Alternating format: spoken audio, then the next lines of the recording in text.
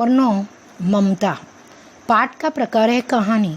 पाठ के लेखक हैं जयशंकर प्रसाद। जयशंकर प्रसाद का जन्म 30 जनवरी 1889 में वाराणसी में हुआ। प्रसाद जी मूलतः कवि हैं। उन्होंने नाटक, कहानियाँ, निबंध और उपन्यास भी लिखे। उनकी रचनाओं में मुख्य रूप से भारत की ऐतिहासिक संस्कृति की झलक मिलती है।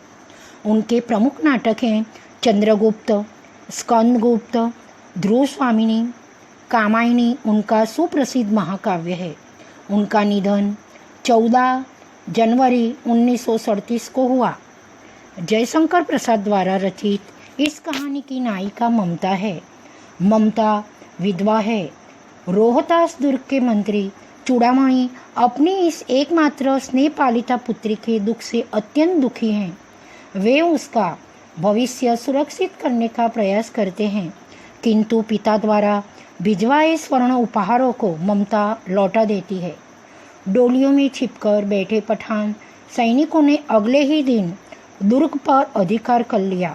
चूड़ामणि वहीं मारे गए, किंतु ममता वहां से सुरक्षित काशी के उत्तर में स्थित एक विहार में जा पहुंची और वहीं रहने लगी।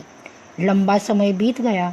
अपनी झोपड़ी में बैठी ममता दीप के आलोक में पाठ कर रही थी कि एक भीषण और हताश आकृति ने आश्रय मांगा।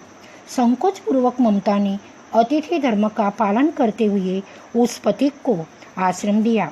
वह पथिक कोई और नहीं, हुमायूं था, जिसने सुबह होने पर अपने एक सैनिक मिर्जा को इस वृद्धा की टूटी झोंपड़ी बनवाने का आदेश दिया।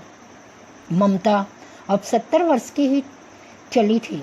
अचानक उसे एक अश्वारोही की आवाज़ सुनाई दी, जो उसी की झोंपड़ी के बारे में पता पूछ रहा था। ममता उस मुगल अश्वारोही को वह स्थान सौंपकर अनंत यात्रा पर चली गई। उस स्थान पर एक आकर्षक मंदिर बना, जिसके शिलालेख पर 7 देश के नरेश हुमायूं और उसके पुत्र अकबर का नाम तो था, किंतु ममता का नाम कहीं नहीं था। अब हम चलते हैं हमारी कहानी की ओर। रोहतास दुर्ग के प्रकोष्ठ में बैठी हुई युवती ममता सोन के तीक्ष्ण गंभीर प्रवाह को देख रही थी। मन में वेदना, मस्तक में आंधी, आंखों में पानी की बरसात लिए वह विकल थी। वह रोहतास दुर्ग के मंत्री चूड़ामणि की एकमात्र दुहिता थी। उसके लिए कोई अभाव होना असंभव था, परंतु वह विधवा थी। उसकी विडंबना का अंत कहाँ था? चूड़ामणि ने चुपचाप उस प्रकोष्ठ में प्रवेश किया। स्वर्ण के प्रवाह और उसके कलनांग में ममता अपना जीवन मिलाने में बेसुध थी। पिता का आना न जान सकी। चूड़ामणि व्यथित हो उठे। स्नेहपालिता पुत्री के लिए क्या करें, यह स्थिर न कर सकते थे। लौट कर बाहर चले गए, ऐसा प्रायः होता, परंतु आज मंत्री के मन में बड़ी दुश्चिंता थी। पैर सीधे न पड़ते थे। एक पहर बीत जाने पर वे फिर ममता के पास आए। उस समय उनके पीछे 10 सेवक चांदी के बड़े थालों में कुछ लिए खड़े थे। कितने ही मनुष्य के पद शब्द सुन ममता ने घूम कर देखा। मंत्री ने सब थालों को रखने का संकेत दिया। अनुचर थाल रखकर चले गए। ममता ने पूछा, यह क्या है पिताजी? तेरे लिए बेटी उपहार है, कहकर चूड़ामणि ने आवरण उलट दिया। स्वर्ण का पीलापन उस सुनहरी संध्या में विकीर्ण होने लगा। ममता चौंक उठी। इतना स्वर्ण, यह कहाँ से आया? चुप रहो ममता, यह तुम्हारे लिए है। तो क्या आपने शत्रु का उत्कोच स्वीकार कर लिया? उत्कोच यानी कि रिश्वत। पिताजी, यह अनर्थ है। अर्थ नहीं, लौटा दीजिए पिताजी, हम लोग ब्राह्मण हैं, इतना सोना लेकर क्या करेंगे? इस पत्नोमुख प्राचीन सामंत वंश का अंत समीप है बेटी। किसी भी दिन शेरशाह रोहतास दुर्ग पर अधिकार कर सकता है। उस दिन मंत्रित्व न रहेगा, तब के लिए है बेटी। हे भगवान, विपद के लिए इतना आयोजन, परमपिता की इच्छा के विरुद्ध इतना साहस। पिताजी, क्या भीख न मिलेगी? क्या कोई हमें 2 मुट्ठी अन्न न देगा? यह असंभव है। फेर दीजिए पिताजी, मैं काँप रही हूँ। इसकी चमक आँखों को अंधा बना रही है। कहकर चूड़ामणि चले गए। दूसरे दिन जब डोलियों का तांता आ रहा था, मंत्री चूड़ामणि का हृदय धक धक करने लगा। वे अपने को रोक न सके। उन्होंने जाकर रोहतास दुर्ग के तोरण पर डोलियों का आवरण खुलवाना चाहा। पठानों ने कहा, यह महिलाओं का अपमान करना है। बात बढ़ गई, तलवारें खींची, मंत्री वहीं मारे गए। राजा रानी और कोस सब छली शेरशाह के हाथ पड़े। निकल गई ममता। डोले में भरे हुए पठान सैनिक दूर भर में फैल गए, परंतु ममता न मिली। काशी के उत्तर में स्थित धर्मचक्र विहार मौर्य और गुप्त सम्राटों की कीर्ति का खंडहर था। खंडित शिखरों वाले भवन तृण गुल्मों से ढके हुए प्राचीन और ईंटों के ढेर में बिखरी हुई भारतीय शिल्प की विभूति ग्रीष्म की चंद्रिका में स्वयं को शीतल कर रही थी। जहाँ गौतम का उपदेश ग्रहण करने के लिए पंचवर्गीय भिक्षु पहले मिले थे, उसी स्तूप के भग्नावशेष की मलिन छाया में एक झोंपड़ी के दीपालोक में एक स्त्री पाठ कर रही थी। अनन्यास्वितम माम ये जनाः पर्युपासते। पाठ रुक गया। एक भीषण और हताश आकृति दीपक के मन प्रकाश में के सामने खड़ी थी। स्त्री उठी। उसने कपाट बंद करना चाहा, परंतु उस व्यक्ति ने कहा, माता, मुझे आश्रय चाहिए। तुम कौन हो? स्त्री ने पूछा। मैं मुगल हूँ। चौसा युद्ध में शेरशाह से विपन्न होकर रक्षा चाहता हूँ। इस रात अब आगे चलने में असमर्थ हूँ। क्या शेरशाह से? स्त्री ने अपनी ओठ काट लिए। हाँ माता, परंतु तुम भी वैसे ही क्रूर हो। वही भीषण रक्त की प्यास, वही निष्ठुर प्रतिबिंब तुम्हारे मुख पर भी है। सैनिक, मेरी कुटी में स्थान नहीं।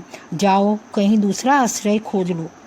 गला सूख रहा है, साथी छूट गए हैं, अश्व गिर गए हैं, इतना थका हुआ हूँ। इतना कहते कहते वह व्यक्ति धम से बैठ गया। उसके सामने पूरा ब्रह्मांड घूमने लगा। स्त्री ने सोचा, यह विपत्ति कहाँ से आई? जल दिया। मुगल के प्राणों की रक्षा हुई। वह सोचने लगी कि ये सब दया के पात्र नहीं। मेरे पिता का वध करने वाले आतताई द्रोण से उसका मन विरक्त हो गया। स्वस्थ होकर मुगल ने कहा, माता, तो फिर मैं यहाँ से चला जाऊँ? स्त्री विचार कर रही थी। मैं ब्राह्मणी हूँ, मुझे तो अपना धर्म अतिथि देव के सत्कार का पालन करना चाहिए, परंतु यहाँ नहीं, ये सब दया के पात्र नहीं। परंतु यह दया तो नहीं, कर्तव्य करना है। तब मुगल अपनी तलवार टेक कर उठ खड़ा हुआ। ममता ने कहा, क्या आश्चर्य है कि तुम भी छल न करो। ठहरो। छल नहीं, तब नहीं स्त्री, जाता हूँ। तैमूर का वंशधर स्त्री से छल करेगा? जाता हूँ, भाग्य का खेल है। ममता ने कहा, यहाँ कौन दुर्ग है? यही झोपड़ी न, जो चाहे ले लो, मुझे तो अपना कर्तव्य निभाना पड़ेगा। जाओ भीतर। थके हुए पथिक, तुम चाहे कोई भी हो, मैं तुम्हें आश्रय देती हूँ। सब अपना धर्म छोड़ दे तो क्या मैं भी छोड़ दूँ? मुगल ने चंद्रमा के मन प्रकाश में वह महिमामय मुखमंडल देखा। उसने मन ही मन नमस्कार किया। ममता पास की टूटी हुई दीवारों में चली गई। भीतर थके पथिक ने झोपड़ी में विश्राम किया। में खंडहर की संधि से ममता ने देखा, सैकड़ों अश्वारोही उस प्रांत में घूम रहे हैं। वह अपनी मूर्खता पर स्वयं को कोसने लगी। एकाएक झोंपड़ी से निकलकर उस पथिक ने कहा, मिर्जा, मैं यहाँ हूँ। शब्द सुनते ही प्रसन्नता की चित्कार ध्वनि से वह प्रांत गूंज उठा। ममता अधिक भयभीत हुई। पथिक ने कहा, यह स्त्री कहाँ है? उसे खोज निकालो। ममता छिपने के लिए अधिक सचेष्ट हुई। वह मृग दाव में चली गई। दिन भर उसने में से न निकली। संध्या हो गई। वे लोग जाने लगे। ममता ने सुना पथिक घोड़े पर सवार होते हुए कह रहा था, मिर्जा, उस स्त्री को मैं कुछ न दे सका। उसका घर बनवा देना, क्योंकि मैंने विपत्ति में वहाँ विश्राम पाया था। यह स्थान भूलना मत। इसके बाद वे वहाँ से चले गए। उषा के मुगल पठान युद्ध को बहुत दिन बीत गए। ममता अब 70 वर्ष की वृद्धा है। एक दिन वह अपनी झोंपड़ी में पड़ी थी। शीतकाल का प्रभाव था। उसका जीर्ण कंकाल खांसी से गूंज रहा था। ममता की सेवा के लिए गांव की 2-3 स्त्रियां घेर कर बैठी थीं, क्योंकि ममता आजीवन सबके सुख दुख की सहभागिनी रही थी। ममता ने जल पीना चाहा। एक स्त्री ने सीपी से जल पिलाया। सहसा एक अश्वारोही उसी झोंपड़ी के द्वार पर दिखाई पड़ा। वह अपनी धुन में कहने लगा, मिर्जा ने जो चित्र बना कर दिया है वह तो इसी जगह का होना चाहिए। वह बुढ़िया मर गई होगी। अब किससे पूछूं कि एक दिन सहसा हुमायूं किस छप्पर के नीचे बैठे थे। यह घटना भी तो 47 वर्ष से ऊपर की हुई। ममता ने अपने विकल कानों से सुना। उसने पास की स्त्री से कहा, उसे बुलाओ। अश्वारोही पास आया। ममता ने रुक रुक कर कहा, मैं नहीं जानती कि वह सहसा था या साधारण मुगल, पर एक दिन इसी झोंपड़ी के नीचे वह रहा। मैंने सुना था कि वह मेरा घर बनवाने की आज्ञा दे चुका था। भगवान ने सुन लिया। आज मैं इसे छोड़े जाती हूँ। अब तुम इसका मकान बनाओ या महल। मैं अपने चिर विश्राम में जाती हूँ। बुढ़िया के प्राण पंखेरु उड़ गए। वह अश्वारोही अवाक खड़ा रह गया। वहाँ एक अष्टकोण मंदिर बना और उस पर शिलालेख लगाया गया। 7 देश के नरेश हुमायूं ने एक दिन यहाँ विश्राम किया था। उनके पुत्र अकबर ने उनकी स्मृति में यह विशाल गगनचुंबी मंदिर बनवाया, पर उसमें ममता का कहीं नाम न था। इस कहानी में चूड़ामणि रोहतास दुर्ग के मंत्री हैं। दुर्ग पर शेरशाह अधिकार करना चाहता है। चूड़ामणि का मंत्री पद उनसे छीनने वाला है। उन्हें अपनी बेटी ममता के भविष्य की चिंता है। ममता विधवा है। चूड़ामणि उसके भविष्य को सुरक्षित करना चाहता है। चतुर शेरशाह चूड़ामणि को चांदी की थाली और सोना भरकर उत्कोच देता है। चूड़ामणि चाहते हैं कि ममता इसे अपने पास रख ले, पर ममता इसे स्वीकार नहीं करती। वह इसे अनर्थ मानती है। चूड़ामणि ममता को मूर्ख मानता है। अगले ही दिन डोलियों में महिलाओं के रूप में बैठकर शेरशाह के सैनिक रोहतास दुर्ग में प्रवेश करते हैं। चूड़ामणि द्वारा विरोध करने पर उनका वध कर दिया जाता है। चूड़ामणि की पुत्री ममता किसी तरह वहां से बच निकलती है। वह काशी के उत्तर में स्थित एक स्तूप के खंडहर में आश्रय लेती है। एक रात दीपक के प्रकाश में ममता गीता का पाठ कर रही थी। उसी समय एक भीषण और हताश व्यक्ति उसकी झोंपड़ी के द्वार पर आकर खड़ा हुआ। वह मुगल बादशाह हुमायूं था। चौसा के युद्ध में शेरशाह से पराजित होकर वह जान बचाने के लिए भाग निकला था। वह बहुत प्यासा और थका हुआ था। ममता ने पानी पिलाकर उसके प्राण बचाए। हुमायूं ने ममता से रात भर के लिए उसकी कुटी में आश्रय मांगा। ममता ने अतिथि देवो भव के आदर्श का पालन किया। हुमायूं की अपनी झोंपड़ी में आश्रय देकर वह पास की टूटी हुई दीवारों में जा छिपी।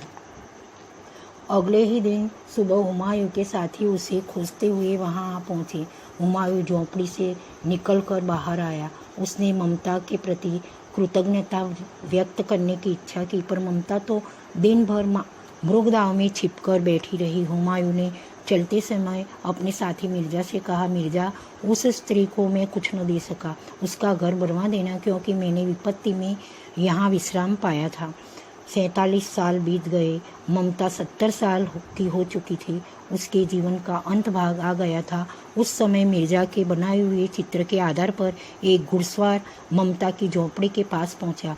उसे बादशाह अकबर ने उस जगह का पता लगाने के लिए भेजा था, क्योंकि वहां एक रात उसके पिता ने विश्राम किया था।